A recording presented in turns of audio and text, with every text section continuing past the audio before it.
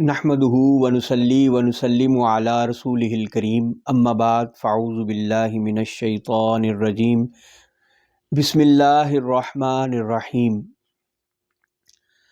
معزز سامعین، السلام علیکم ورحمۃ اللہ وبرکاتہ۔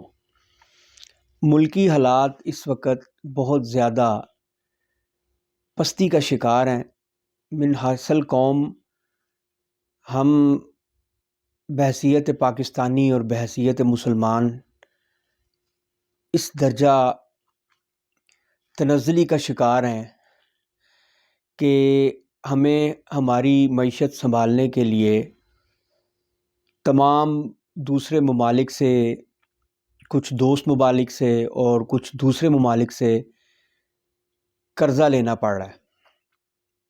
امداد کے لیے ہم سر اٹھا کے، نظریں گھما کے دوسرے ممالک کی طرف دیکھ رہے ہیں کہ کہیں سے بھی ہمیں خیرات مل جائے، بھیک مل جائے، مدد مل جائے، قرضہ مل جائے، تاکہ ہم روزانہ کی بیس پہ اپنے ملک کی معیشت کو کچھ سنبھالا دے سکیں۔ اس سارے معاملے کا قصور ہم کس کے گلے میں ڈالیں؟ اسٹیبلشمنٹ کو کچھ کہیں تو پھنستے ہیں، کیوں کہ آزادی رائے پہ پابندی ہے۔ اگر ملک کے 2 نمبر صحافیوں کو کچھ کہیں تو وہ گز بھر کی زبانیں نکال کے بات کرنے والوں پہ اس کی کردار کشی کرتے ہیں اور ان پہ تانہ زنی کرتے ہیں۔ حکومت کو کہیں تو حکومت جو ہے وہ ڈنڈے مارتی ہے، پرچے کرتی ہے، اور جو کچھ حق بیان کرنے والے ہیں ان کا حال آپ نے دیکھ لیا۔ جو صحافی تھے جو حکومت کی پالیسیوں پہ تنقید کرتے تھے یا جو اسٹیبلشمنٹ کی پالیسیوں پہ تنقید کرتے تھے، اور ملک میں جو بڑھتی ہوئی بے روزگاری ہے اور جو معاملات انتہائی پستی کی طرف جا رہے ہیں، ان کی نشاندہی کرنے والوں کو بری طرح پیٹا گیا، پٹ گئے ہیں بیچارے بری طرح۔ لیکن ارشد شریف کو قتل کر دیا گیا، صابری شاکر ملک سے باہر بیٹھا ہوا ہے، اور دیگر کئی صحافی ایسے ہیں کہ جو حق بات کہتے تھے یا نشاندہی کرتے تھے جہاں جہاں پہ چیزیں گلی سڑی ہوئی ہیں۔ مطلب یہ حالت ہے کہ کسی بھی چیز کو ہاتھ لگاتے ہیں کہ اس کو ٹھیک کر لیں تو وہ اس قدر گل چکی ہے کہ اس کے ساتھ دوسری چیز بھی گر جاتی ہے۔ تو ملک انتہائی اس وقت جو ہے نا وہ تنزلی کا شکار ہے۔ ملکی معیشت جو ہے آئے دن آپ دیکھیں کہ اسٹاک ایکسچینج کس طرح بری طرح کتنے پوائنٹس گر جاتی ہے۔ تو اس کا علاج اگرچہ انتخابات ہیں، اس میں کوئی دو رائے نہیں ہے کہ انتخابات اس کا علاج نہیں ہے، لیکن اس کے علاوہ ہمیں اپنی سوچ تبدیل کرنی ہوگی۔ ہمیں اپنی سوچ کا محور اور مرکز غریب عوام کو رکھنا ہوگا۔ سیاستدان اپنا مفاد دیکھتے ہیں، اگرچہ سیاست عبادت ہے، لیکن سیاست کون سی کہ جس میں افہام و تفہیم کے ساتھ معاملات کو بہتری کی طرف لے جایا جائے۔ سیاست اسی کا نام ہے، اور تو کسی چیز کا نام سیاست نہیں ہے۔ انبیاء نے جو سکھائی ہے وہ یہی ہے کہ کسی بھی مسئلے پہ افہام و تفہیم کے ساتھ بیٹھ کے عمدہ گفتگو کی جائے، اور جو مسائل حل طلب ہیں ان کے لیے کوئی بہتر وسائل جو ہے نا وہ تلاش کیے جائیں۔ پانی نہیں ہے، بجلی نہیں ہے، گیس نہیں ہے، اور چیزوں کی قیمت خرید عام بندے کے دسترس میں نہیں ہے۔ کبھی ہم نے یہ نہیں سنا تھا کہ انڈا 30 روپے کا بکے گا۔ ہمیں تو اب یاد آ رہا ہے کہ عمران خان کیوں کہتا تھا کہ مرغیاں پالو۔ ہمیں تو اب یاد آ رہا ہے کہ اگر مرغیاں پالی ہوں گی تو کم از کم ایک تو وہ دیسی ہوں گی، اور دوسرا ان کے انڈے کھاؤ گے تو دیسی انڈا کھاؤ گے، گھر کا انڈا ہوگا۔ اگر مرغی گھر کی ہے تو انڈا بھی گھر کا ہوگا۔ اور واقعی حالات اس سطح پہ آ گئے ہیں کہ مرغیاں پالنی پڑیں گی لوگوں کو، تاکہ کم از کم وہ اپنے بچوں کو اسکول جاتے ہوئے صبح ناشتے میں کم از کم ایک انڈا تو دیں جس کو وہ کھا کے تو چلے جائیں۔ مطلب غریب آدمی ایک انڈا بھی لے کے دینے جوگا نہیں رہ گیا بچوں کو۔ 30 روپے کا انڈا بک رہا ہے مارکیٹ میں، 360 روپے درجن۔ اور جو اب نئی مہنگائی کی لہر آنے والی ہے اس میں تو کم از کم کہہ رہے ہیں کہ 1,000 روپے تک دال چلی جائے گی. غریب آدمی بڑا گوشت نہیں کھا سکتا تھا، بیف نہیں کھا سکتا تھا، مٹن تو بہت دور رہ گیا نا ہم جیسے لوگوں کے لیے. مطلب بیف نہیں کھا سکتا تھا، وہ کہتا تھا چلو مرغ لے آئیں، چکن لے آئیں، برائلر یہ جو بیماریوں کا گھر ہے چلے وہ کھا لیں گے. اب تو اس کے قابل بھی نہیں رہا غریب آدمی. چکن بھی 600 روپے کلو بک رہا ہے برائلر، وہ بھی گیا. مچھلی کی کچھ قیمت تھوڑی اس سے کم تھی لیکن مچھلی بھی وہ غریب آدمی کی دسترس سے باہر ہے. اور شروع سے دالیں جو تھیں وہ پنجابی میں کہتے تھے دال جڑی نبے نال، یعنی ایک دال ہی ہے کہ جو غریب آدمی کے ساتھ نبھا کر جاتی ہے، اس کا گزارا کر جاتی ہے. اب تو دالیں بھی اتنی مہنگی ہیں کہ دال دیکھ کے لگتا ہی نہیں کہ یہ وہ دال ہے جو ہم کبھی 100 روپے کی کلو لے آیا کرتے تھے، 80 روپے کی کلو لے آیا کرتے تھے. چنوں کی دال 125 روپے کی کلو، بہت مہنگی ہوئی تو 125 روپے کی کلو ہو گئی. آٹا 150 روپے، 180 روپے کلو. اچھا آٹا، سستا آٹا مل رہا ہے دکانوں پہ، میں اس چیز کا گواہ ہوں. یعنی کہ میں کو حکومت پہ بے جا تنقید کرنے کے لیے نہیں بیٹھا کہ اتنی تنقید کروں کہ جھوٹ بھی ساتھ بولتا جاؤں. مل رہا ہے لیکن وہ آٹا کھانے کے، انسانوں کے کھانے کے قابل نہیں ہے. مطلب 180 روپے، 150 روپے کلو یادگار آٹا، اور 180 روپے کلو فائن آٹا جو اچھا آٹا ہے. اس میں بھی 4 کلو آپ لیں تو 1 کلو چلیں آپ اس میں لال آٹا ملا کے مکس کر کے تو آپ کا وہ اچھا ایک وہ مکسچر تیار ہو جائے گا جو آپ کھا سکیں گے. اور وہ بھی بے جان آٹا ہے. یعنی اس میں سے سوجی بھی نکل گئی، میدا بھی نکل گیا، اراروٹ بھی نکل گئی، سارا کچھ اس میں سے نکل گیا. باقی بچا وہ پھوک ہی بچا نا جو ہم کھا رہے ہیں. لیکن وہ جو اچھا ہے، لیکن جو 80-90 روپے 100 روپے بھی کلو والا آٹا ہے وہ تو کھانے کے قابل نہیں ہے. اس کو آپ جتنا مرضی چھان لیں، اس کا وہ جو اس میں سے جو ذرات نکلیں گے وہ آدھا نیچے جائے گا اور آدھا چھلنی میں رہے گا. تو غربت جو ہے وہ اس کی سطح جو ہے نا وہ انتہائی نیچے چلی گئی ہے. اور سیاست دان جو ہے وہ بلا مبالغہ اپنے کیسز کو ختم کروانے کے چکر میں اس وقت جو ہے نا ہلکائے ہوئے پھرتے ہیں.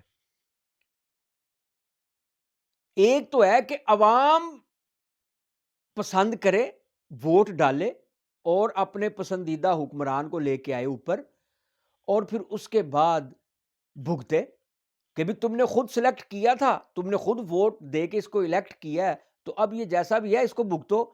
لیکن یہاں پہ تو معاملات یہ ہیں کہ ہم ووٹ ڈالتے ہیں، ہم نے 100 ووٹ ڈالا ہے، وہاں سے 100 نکلتے ہی نہیں ہے. یعنی جو ڈالا ہوتا ہے وہ 50 بھی نہیں نکلتے، اور جو نہیں ڈالے ہوتے ان سے صندوقڑیاں سینکڑوں کے حساب سے بڑی ہوتی ہیں.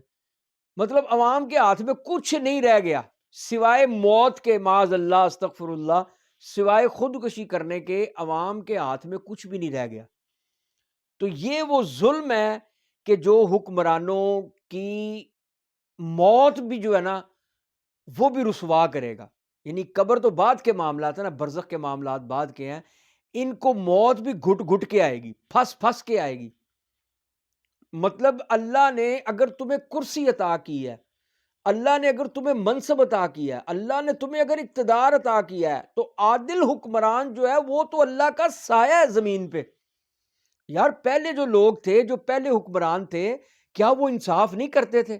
انصاف کرتے تھے، اور جو حق الحال کا تھا وہ کماتے تھے. تو کیا وہ مر گئے؟ بھوکے مرے وہ؟ کیا ان کی اولادیں نہیں ہوئیں؟ کیا اولادیں آگے پروان نہیں چڑھیں؟ یا ان کی نسلیں آج تک چل نہیں رہی؟ کیا ہوا؟ ختم ہو گیا؟ خلفائے راشدین ہیں، اس کے بعد اتنا اچھا خلافت کا دور تھا، ملوکیت کا دور بھی اتنا اللہ تھا. چند ایک نکال کے، مطلب یزید کو یا اس کے بعد کے کچھ ایسے حکمران کے جو اسلامی اقدار کی قدر نہ کر سکے، اس کے بعد جو تھے وہ تو سارے مطلب اسلام کے نقطہ نظر پہ چلنے والے لوگ تھے. انہوں نے عوام کو سہولیات دیں. اتنے اتنے ہٹلر جیسے دماغ بھی آئے، اتنے اتنے سنگ دل لوگ بھی آئے، مال بنانے والے بھی آئے، لیکن عوام کے ساتھ انہوں نے رابطہ رکھا، عوام کو کسی قسم کی تکلیف میں مبتلا نہیں کیا. آج بھی آپ پوری دنیا پھریں، وہ لوگ کہ جو مسلمان نہیں ہیں، وہ لوگ کہ جو غیر مسلم ہیں، وہ لوگ کہ جو کسی الہامی یا آسمانی مذہب سے تعلق نہیں رکھتے، نان بلیورز ہیں، خدا کا تصور ہی نہیں ہے، خدا کو مانتے ہی نہیں ہیں، خدا کی ذات کے ہی منکر ہیں۔ آپ ان ممالک میں جا کے دیکھیں، وہاں پہ انسانیت کی قدر ہے، اور یہ کوئی بہت کو بڑی راکٹ سائنس نہیں ہے کہ دیکھیں جی وہ مسلمان ہو کے ہمارے پاس ضابطہ حیات ہے، نمونہ حیات جناب محمد رسول اللہ صلی اللہ علیہ وسلم کی ذات ہے، اور ضابطہ حیات ہمارے پاس قرآن ہے۔ لقد کان لکم فی رسول اللہ اسوۃ حسنہ کے تحت ہمارے پاس رسول اللہ کی ذات ہے، اور قرآن مجید فرقان حمید ایک ضابطہ حیات، ایک کتاب ہے جو آپ کو زندگی کے ہر امتحان میں اور ہر منزل پہ آپ کی رہنمائی کرتی ہے۔ تو ہم اس کو اتنا کچھ ہونے کے باوجود ہم تنزلی کا شکار ہیں، اور دوسری قومیں جو خدا کے تصور کو ہی نہیں مانتی، جو مرنے کے بعد دوبارہ زندہ ہونے کے تصور پہ ہی قائم نہیں ہے، وہ حساب و کتاب، حشر نشر، جنت جہنم کے قائل نہیں ہیں، لیکن وہ ان چیزوں کو اپنائے ہوئے ہیں کہ وہاں پہ انسان رہنے میں فخر محسوس کرتا ہے اور اپنے آپ کو سیو محسوس کرتا ہے۔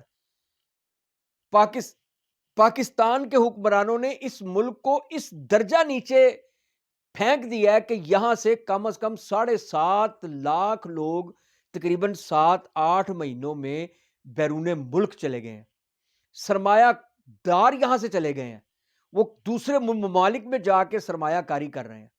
اپنے ملک میں جب تک ہم سرمایہ کاری نہیں کریں گے، یہاں پہ غریب کا پیٹ کیسے پالا جائے گا؟ یہاں پہ انڈسٹریاں بند ہوں گی، ملیں بند ہوں گی، لومیں بند ہوں گی۔ پاکستان کا مانچسٹر، فیصل آباد، جو کہ اگر کراچی ہب ہے پاکستان کا یا ریڑھ کی ہڈی ہے، تو فیصل آباد بھی کم نہیں ہے، جس کو پاکستان کا مانچسٹر کہا جاتا ہے۔ وہاں پہ لگی ہوئی مشینیں، اتنی اعلیٰ اعلیٰ مشینیں جو ہیں وہ لوہے کے بھاؤ بک رہی ہیں، سکریپ بن گئی ہیں۔ ان بے ایمان حکمرانوں کو، بے غیرت بے دین حکمرانوں کو اتنی غیرت نہیں آ رہی کہ یہ اپنے ملک کی عوام کا سوچے۔ نیب کیسز معاف، نیب کے قوانین تبدیل کیے جا رہے ہیں۔ نیب کے قوانین تبدیل کر سکتی ہے پارلیمنٹ، جس طرح کا چاہے قانون بنا سکتی ہے، لیکن ایسا قانون کہ جس سے عوام کو ریلیف ملے۔ نیب کو ختم کر دینا چاہیے، کر دیں، کوئی مسئلہ نہیں ہے، لیکن نیب کو ختم کرنے سے اگر عوام کو کچھ ریلیف ملتا ہے تو ابھی ختم کرو، 1 گھنٹہ بھی نہ لگاؤ۔ لیکن تم نیب کو اس لیے ختم کر رہے ہو کہ اس نے تمہارے نرخرے پہ انگوٹھا رکھا ہوا ہے۔ ان میں سے کون سے ایسے کیسز ہیں کہ جو ابھی نئے بنے ہیں، یا یہ جو پچھلی حکومت عمران خان کی گئی ہے اس نے بنائے ہیں؟ یہ تو وہ کیس ہیں کہ جو اس سے پہلے کہ تم دونوں نے ایک دوسرے پہ بنائے ہوئے ہیں، اور ایویڈنس میں موجود ہیں۔ فلودے والا، پاپڑ والا، ریڑی والا، دودھ والا، کروڑوں اربوں روپے ان کے اکاؤنٹ سے مل رہے ہیں، اور اگر کوئی تمہاری تحقیق کرنا چاہتا ہے تو تم کہتے ہو ہم اس پہ زمین تنگ کر دیں گے، تمہارے بچوں نے بھی تو رہنا ہے۔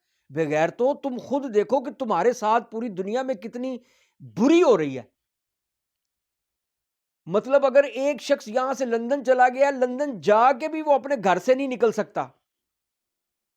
اگر کوئی پاکستان میں کنارہ کش ہو گیا ہے تو ایسا کنارہ کش ہوا ہے کہ وہ اپنے گھر سے نہیں نکل سکتا، عام تقریبات میں نہیں جا سکتا، نہ وہ اپنی شادیوں پہ کسی کو بلانے کے قابل ہے، نہ کسی کی شادی پہ جانے کے قابل ہے کہ تھپڑ پڑ جائیں گے، جوتے پڑ جائیں گے، منہ پہ سیاہی پھینک دے گا کوئی، اوئے اوئے کرے گا، توئے توئے کرے گا، نعرے بازی کرے گا، کوئی لوٹا لوٹا کہے گا۔ تو یہ تمہارے اپنے کرتوت ہیں، یہ تمہارے اپنے اعمال ہیں جن کی وجہ سے تم اس سطح پہ چلے گئے ہو کہ آج تم کسی کو منہ دکھانے کے قابل نہیں ہو۔ کم از کم خدا کا اتنا خوف کرو کہ کل کو مرنا ہے تم نے۔ عوام کو کس درجے پہ لے آئے ہو، اور ابھی سن رہے بجلی مہنگی ہو گئی، بجلی ہے بھی نہیں اور مہنگی بھی کرتے جا رہے ہیں، گیس ہے بھی نہیں اور مہنگی بھی کرتے جا رہے ہیں، پانی نہیں مل رہا، خوراک، اچھی خوراک مہیا نہیں ہے، مارکیٹ سے دوائیاں ختم ہو گئیں۔ مطلب جو مریض ہیں وہ کس کو روئیں گے؟ وہ تمہارے بچوں کو بد دعائیں نہیں دیں گے تو اور کیا کریں گے؟ مریض رو رہے ہیں، انسولین نہیں مل رہی، شوگر کے، ڈائبٹکس کے مریض کدھر جائیں گے؟ وہ کس کے آگے جا کے اپنے ہاتھ پھیلائیں گے؟ مطلب پیسوں سے بھی نہیں مل رہی۔ وہ یہ تھوڑی کہہ رہے ہیں کہ ان کو خدا کے نام پہ دو، یا وہ جو تمہارے بیت المال کے یا دوسرے تیسرے معاملات ہیں ان میں سے دو، وہ تو جو نقد پیسے دے کے ہاتھ میں کھڑے ہیں انسولین نہیں مل رہی. کتنے کتنے قتل ہیں، کتنی جانوں کا ضیاع ہے جو تم اپنے گردن پہ لے رہے ہو. کچھ خدا کا خوف کرو. آخر مرنا ہے، آخر موت ہے. کتنی دیر تک کتنا مال کما لو گے، کتنا کھا لو گے؟ تم اپنے بچوں کو اسٹیبلش کرنے کے چکر میں ہو کہ ہم تو مرنے والے ہو گئے ہیں، اب ہمارے بچے جو ہے نا وہ بھی آئیں. کچھ اگر کوئی رہ گیا نا پاکستان کا تو وہ بھی کھا کے سارا خون چوس چاس کے جائیں، اور وہ اس چکر میں ہے کہ اب ہمارے بچے آئیں. یعنی کسی طور بھی تم پاکستان کا پیچھا چھوڑنے کو تیار نہیں ہو. تم کہتے ہو کہ ہمارے باپ دادے کا، ہماری ماں کے جہیز میں آیا ہوا ہے، ہم نے کھایا، ہمارے بچے کھائیں گے، پھر ان کے بچے کھائیں گے، پھر ان کے بچے کھائیں گے. جان نہیں چھوڑیں گے پاکستان کی. اور جب پاکستان پہ برا وقت آئے گا دوبر اٹھا کے باہر کو بھاگ جائیں گے. اور میں عوام سے یہی اپیل کروں گا کہ اگر آپ کو ووٹ ڈالنے کا حق ملے، اگر آپ کو یہ موقع ملے کہ آپ ووٹ دیں، تو پھر آپ ووٹ اس کو دیں جو آپ سمجھتے ہیں کہ یہ کل کو ہمارے کام آئے گا. اگر وہ آپ کے کام نہ آئے، آپ سے فیصلہ غلط ہو جائے، تو اجتماعیت جو ہے نا، اجتماعیت، اس میں بڑا دم ہے. اجماع ہو جائے نا کسی بھی چیز پہ تو وہ لویا توڑ ہوتی ہے. اگر آپ کسی غلط بندے کو ووٹ دے بیٹھے ہیں کہ وہ آپ کو اچھا لگتا تھا، اچھا نظر آتا تھا، اچھی باتیں کرتا تھا، لیکن اس نے منافقت کے ساتھ یہ ساری گیم بنائی ہے، یا وہ آپ کو منافقت کر کے دکھاتا رہا اور آپ اس کی منافقت کے بہکاوے میں آ کے اس کو ووٹ دے بیٹھے، تو اگر وہ آپ کی امیدوں پہ بعد میں پورا نہیں اترا، اگر وہ آپ سے ٹائم مانگتا ہے، تھوڑا سا ٹائم دیں، کوئی بات نہیں. لیکن اگر وہ آپ کو نظر آئے کہ یہ ٹائم بھی اس لیے لے رہا ہے کہ اس کے اقتدار کو طول دیا جا سکے، وہ اپنے اقتدار کو طول دے، تو آپ جمع ہو کے نکل آئیں اور اس کے خلاف ایک آواز اٹھائیں، اور زبان خلق کو نکارہ خدا سمجھو. زبان خلق جو ہوتی ہے وہ خدا کی طرف سے نکارہ ہوتی ہے. جب ہم اجتماعیت کے ساتھ کسی بھی اچھے کام کے لیے نکلیں گے تو اللہ تعالی ہمارا حامی و ناصر اور مددگار ہوگا. اللہ تعالیٰ ملک پاکستان کی خیر فرمائے، اس میں بسنے والوں کی خیر فرمائے. حالات بہت زیادہ خراب ہیں اور انتہائی پستی کی طرف جا رہے ہیں. بہت برا وقت آنے والا ہے، انتہائی تلخ دور جو ہے وہ شروع ہونے والا ہے. مہنگائی کی ایک بھرمار ہوگی، ایک بہت بڑا مہنگائی کا طوفان آنے والا ہے. اللہ تعالیٰ ہمیں صبر و استقامت سے کام لینے کی توفیق عطا فرمائے. ہر نماز کے بعد ملک پاکستان، اس کی سلامتی اور اس میں رہنے والوں کی سلامتی کے لیے دعا کریں، اور حکمرانوں کی ہدایت کے لیے دعا کریں، اور اللہ رب العزت کی بارگاہ میں یہ دعا کریں کہ اگر یہ حکمران اگر ہدایت کے قابل ہیں تو یا اللہ انہیں ہدایت عطا فرما، ورنہ ان کو نیست و نابود فرما. یہ پاکستان کا پیچھا چھوڑیں، عوام کا پیچھا چھوڑیں، اور کوئی ایسا حکمران ہمارے سامنے لے کے آ کہ جو عوام کا خیر خواہ ہو. وآخر دعوایا ان الحمد للہ رب العالمین.